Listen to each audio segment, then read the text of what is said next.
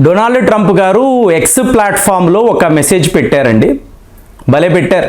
ఏంటంటే, నేను ఒక ఆపరేషన్ చేశాను, ఆపరేషన్ సమాప్తమయ్యింది, విచిత్రము పేషెంట్ కూడా బతికాడు. సో చూసేవాళ్ళకి ఇది ఏంట్రా బాబు, నువ్వు ఏం చేస్తున్నావు, ప్రతిరోజు ఏదో ఒక తెరకాస్తు. అంటే ఇతను మాట్లాడేది మీకు టారిఫ్ అనబడే ఆపరేషన్. సో ఫైనల్గా భారత్ మీద కూడా 26% మీకు టారిఫ్ అనేది విధించారు. సో మొన్నటికి మొన్న ఢిల్లీ వచ్చిన వాళ్ళ అధికారులు మేము భారత్పై రెసిప్రొకల్ టారిఫ్ అనేది విధించలేము అని మాట్లాడారు. కానీ ట్రంప్కి వీళ్ళకి ఎటువంటి సంబంధము లేదు. ఐఆమ్ ద బాస్, నేను ఏం చెప్తే అదే శాసనము. సో 26% ట్యాక్స్ అనేది విధించారు. Okay fine. కానీ ఇతని యుద్ధము ఎలా ఉందంటే 188 దేశాలపై ట్రంప్ యుద్ధము అని చెప్పి మాట్లాడాలి. అంటే ఎలాంటి ఒక మూర్ఖుడు అని అనాలి. ఎందుకు అంటే మీకు చిన్నా చితకా దేశాలు, అలాగే అగ్రదేశాలు. ఇప్పుడు భారత్ ఒక కంబోడియా, భారత్ అలాగే మీకు ఒక సోమాలియా, తేడా ఉంటుంది కదండి. అలాంటి తేడా నాకు లేదు. నేను ఒక 5 స్టార్ హోటల్ని రన్ చేస్తున్నాను. ఇప్పుడు మీరు లంచ్కి వెళ్తారండి, ఒక 20 మంది లంచ్కి వెళ్ళినప్పుడు మీరు ఏం చేస్తారు? అందులో మీ టీం లీడర్ ఎవరైతే ఉన్నారో మీకు అక్కడ హోటల్ మేనేజర్ దగ్గరికి వెళ్ళి, ఏమండి మేము 20 మంది భోజనాలకు వస్తున్నాము, టేబుల్ రిజర్వ్ చేయండి, మాకు కొంత డిస్కౌంట్ ఇవ్వండి అడుగుతారు కదా. సో వాళ్ళంతా చూసి 20 మంది కదా, ఒక 10% డిస్కౌంట్ ఇద్దాము అని చెప్పి మాట్లాడతారు. అదే మీరు ఒక 5 స్టార్ హోటల్కి వెళ్ళారు అనుకోండి, ఇలాంటి డిస్కౌంట్స్ అడుగుతారా? అడిగితే వాళ్ళు ఇస్తారా?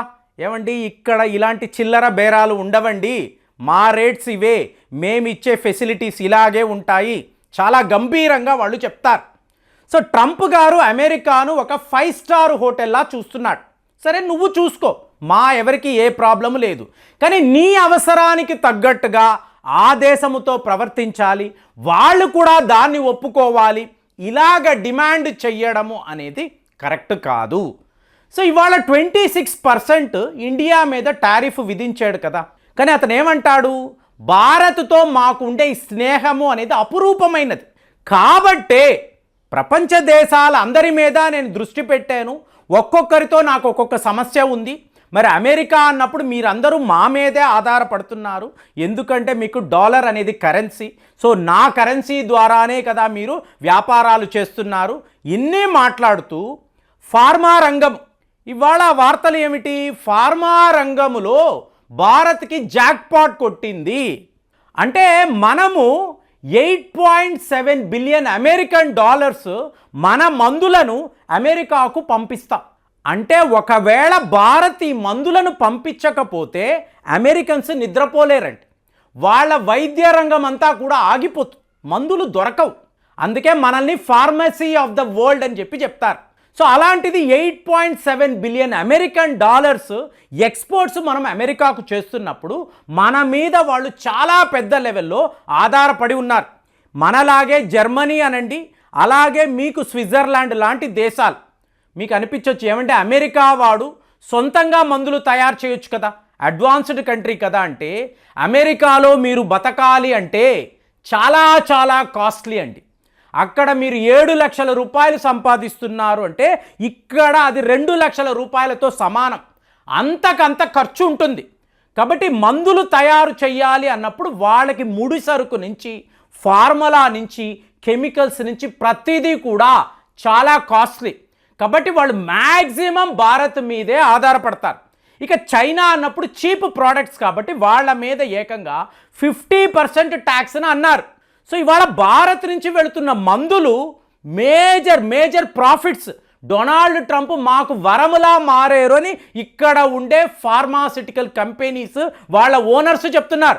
ఇండియాలో టాప్ 10 రిచెస్ట్ మ్యాన్ అన్నారు అనుకోండి, దగ్గర 7 నుంచి 8 మంది మీకు ఫార్మా రంగానికి చెందిన వాళ్ళే. ఒక ఇంజెక్షన్ 3,000 రూపాయలు అంటే బయటికి వెళ్ళి మీకు తెలిసిన వాళ్ళ దగ్గర తీసుకుంటే జస్ట్ 500, 600కే దొరుకుతుంది. అంటే వీళ్ళ లాభాలు చూడండి, 200%, 300% ప్రాఫిట్స్. సో వీటిని వీళ్ళు అమెరికాకు పంపించేటప్పుడు హ్యూజ్ లాభాలు. కాబట్టి ఇది మనకు ఒక బంపర్ ఆఫర్లా తగిలింది. అమెరికా మనకు చేసిన చాలా పెద్ద సహాయము, ఇదంతా మాట్లాడుతున్నారు. మరి తక్కిన రంగాలు అన్నప్పుడు ఇప్పుడు టెక్స్టైల్ రంగం, గార్మెంట్స్ చాలా పెద్ద లెవెల్లో దెబ్బ కొడుతుందండి. ఇప్పుడు అమెరికాలో తయారయ్యే ప్రోడక్ట్స్ మీకు చాలా చాలా కాస్ట్లీగా ఉంటాయి. కాబట్టి వాళ్ళు ఆల్మోస్ట్ 60-70% విదేశాల్లో నుంచే తెప్పించుకుంటారు.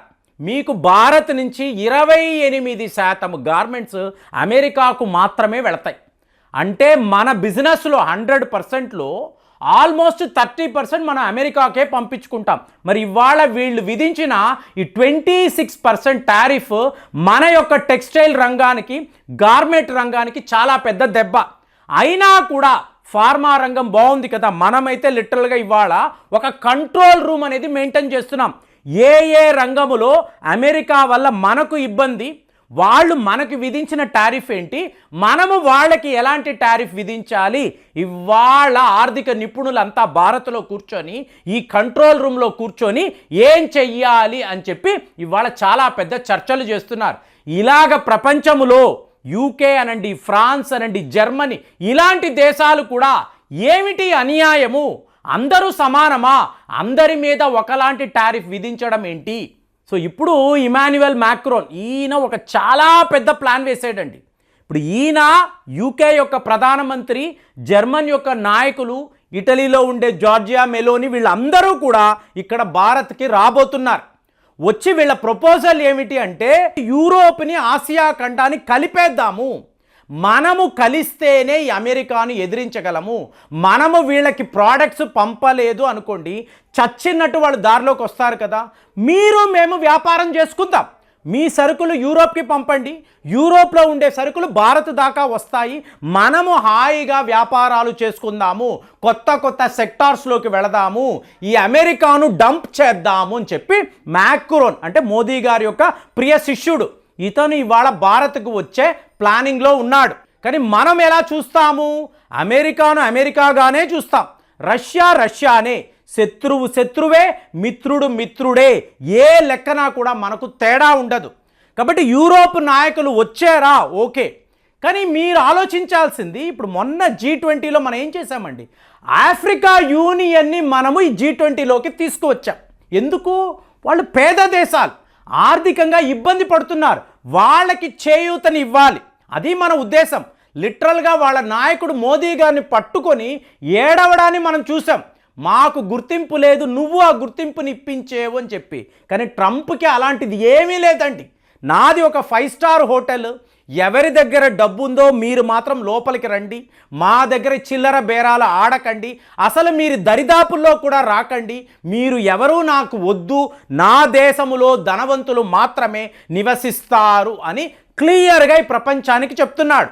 మరి సప్లై చేసేవాళ్ళు వీళ్ళందరూ ఆపేస్తే, టోటల్గా అమెరికాను వీళ్ళు అబాండన్ చేసేస్తే, బ్యాన్ చేసేస్తే, అప్పుడు ట్రంప్ గారు ఏం చేస్తారు, ఆయన ఏం చేస్తున్నాడు, ఎలక్షన్ ప్రాసెస్లోనే మార్పులు తీసుకువచ్చి, అంటే ఎలాగైతే వ్లాదిమిర్ పుతిన్, చైనా అధ్యక్షుడు జీ జింగ్పింగ్ వాళ్ళ రాజ్యాంగంలోనే మార్పులు తెచ్చారో, ట్రంప్ కూడా 3rd టర్మ్ కూడా ఉండాలి. అంటే ఇప్పుడు ఇవాళ ఇతనికి 1 టర్మ్ అయిందండి, మళ్ళీ 2nd టర్మ్, 3rd టర్మ్ కూడా ఉండాలి, నాకు కాదు ఎవరికైనా కూడా ఇది వర్తిస్తుందని చెప్పి ఇవాళ కొత్త వాదనను ఈయన వినిపిస్తున్నాడు. మొత్తానికి నేను ధనవంతులను మాత్రమే అలో చేస్తాను, తక్కిన దేశాలంతా కూడా నా కాళ్ళ దగ్గర పడి ఉండాలి, పేద దేశాలు మీరు ఏమైపోయినా నాకేంటి అంటే మళ్ళీ మీకు బ్రిక్స్ అనబడే గ్రూప్ వస్తుంది, మళ్ళీ మనం యూరోప్తో పెద్ద లెవెల్లో వ్యాపారం చేయాలి, రష్యాతో ఇంకా కూడా మనం క్లోజ్ అయిపోతాము, అమెరికాతో ఒక మాదిరిగానే వ్యాపారం చేస్తామా, ఇది ఇవాళ ఆర్థిక నిపుణులు మాట్లాడుతున్నారు. ఎందుకంటే 26% అనేది కరెక్ట్ కాదు అనేది మన వాదన, మళ్ళీ మేము తగ్గించగలము అని చెప్పి వాళ్ళ అధికారులు చెప్తున్నారు. మరి దీన్ని మనం ఒప్పుకోవాలా లేదా ఎప్పటిలాగే వాడి అబద్ధాలను నమ్మాలా? సో ఇవాళ ఈ టారిఫ్ వార్లో ఇదే జరుగుతుంది. మరి మీరు చెప్పండి, అమెరికా వాడి యొక్క జిత్తుల మారితనము ఇలాంటిది, నేనే గొప్ప మీరందరూ నాకన్నా చాలా చాలా తక్కువ అనబడే ఈ యాటిట్యూడ్ను మీరు ఎలా చూస్తున్నారు? కామెంట్స్లో రాయండి. మళ్ళీ వచ్చే వీడియోలో కలుద్దాం. జై హింద్.